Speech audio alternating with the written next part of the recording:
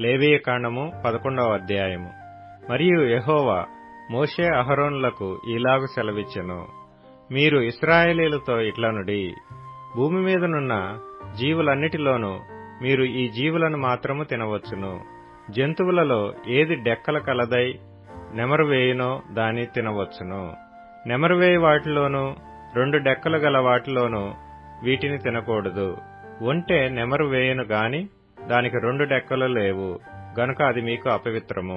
పొట్టి కుందేలు నెమరు వేయును గాని దానికి 2 డెక్కలు లేవు గనుక అది మీకు అపవిత్రము.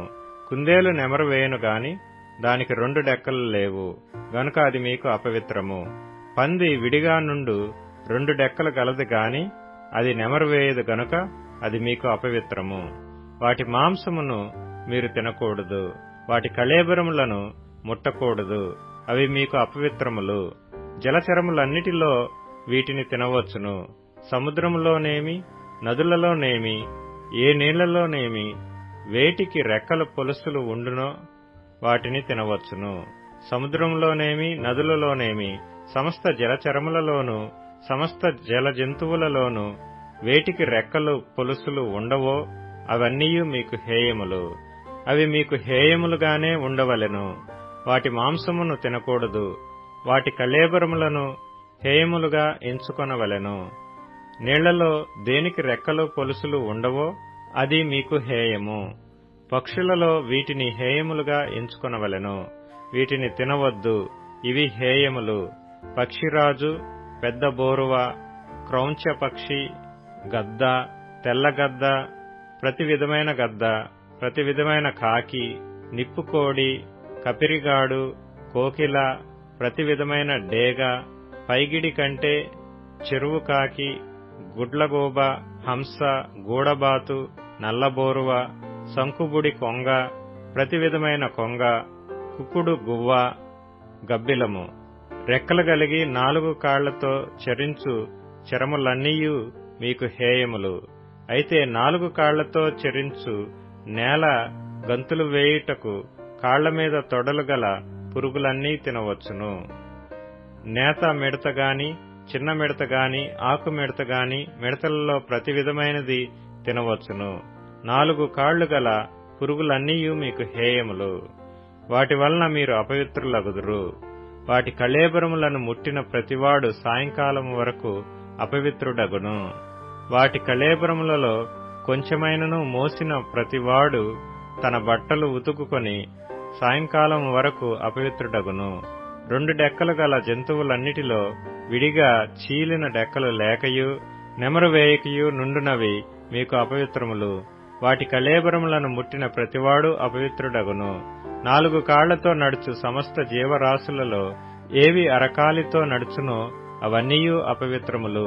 వాటి కళేబరములను ముట్టిన ప్రతివాడు సాయంకాలం వరకు అపవిత్రుడగును.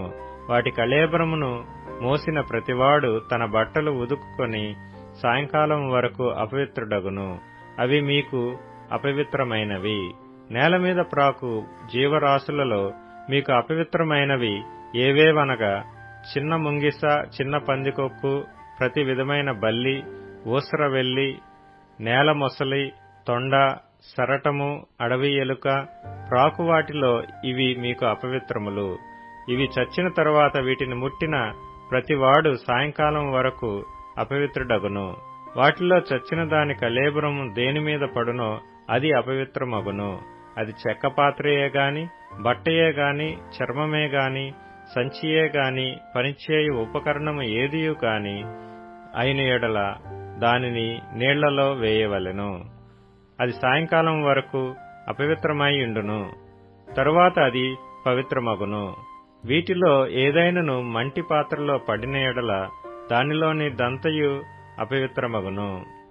మీరు దానిని పగుల కొట్టవలెను. తినదగిన ఆహారమంతటిలో దేనిమీద ఆ నీళ్లు పడునో అది అపవిత్రమగును. అట్టి పాత్రలో త్రాగిన ఏ పానీయమును అపవిత్రము. వాటి కళేబరములలో కొంచెము దేనిమీద పడునో అది అపవిత్రమగును. అది పొయ్యి అయినను కుంపటి అయినను దానిని పగలగొట్టవలెను. అవి అపవిత్రములు. అవి మీకు అపవిత్రములుగా ఉండవలెను.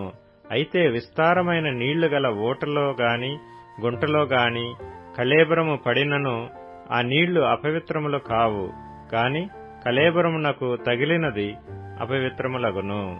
వాటి కళేబరములలో కొంచెము విత్తుకట్టు విత్తనముల మీద పడినను అవి అపవిత్రములు కావు, కాని ఆ విత్తనముల మీద నీళ్లు పోసిన తరువాత కళేబరములో కొంచెము వాటి మీద పడిన ఎడల అవి మీకు అపవిత్రములగును.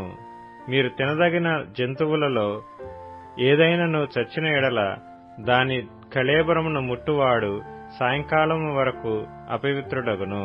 దాని కళేబరములో ఏదైనను తినువాడు తన బట్టలు ఉదుక్కుని సాయంకాలం వరకు అపవిత్రుడగును.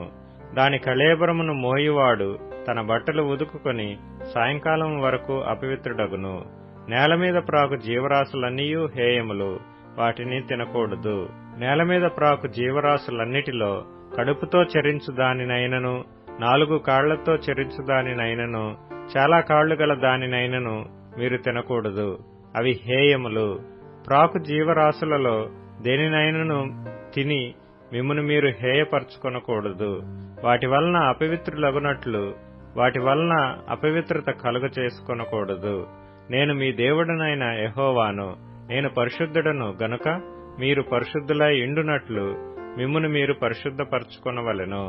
నేల మీద ప్రాకు జీవరాశులలో దేనివలనను మిమ్మును మీరు అపవిత్రపరచుకొనకూడదు. నేను మీకు దేవుడనై ఇండుటకు ఐగుప్తు దేశములో నుండి మిమ్మును రప్పించిన యెహోవాను, నేను పరిశుద్ధుడను గనుక మీరు పరిశుద్ధులు కావలెను. అపవిత్రమైన దానికిని పవిత్రమైన దానికిని, తినదగిన జంతువులకును తినదగని జంతువులకును భేదము చేయునట్లు జంతువులను గూర్చియు పక్షులను గూర్చియు జలచరములైన సమస్త జీవులను గూర్చియు నేల మీద ప్రాకు సమస్త జీవులను గూర్చియు చేసిన విధి ఇదే అని చెప్పుమనెను.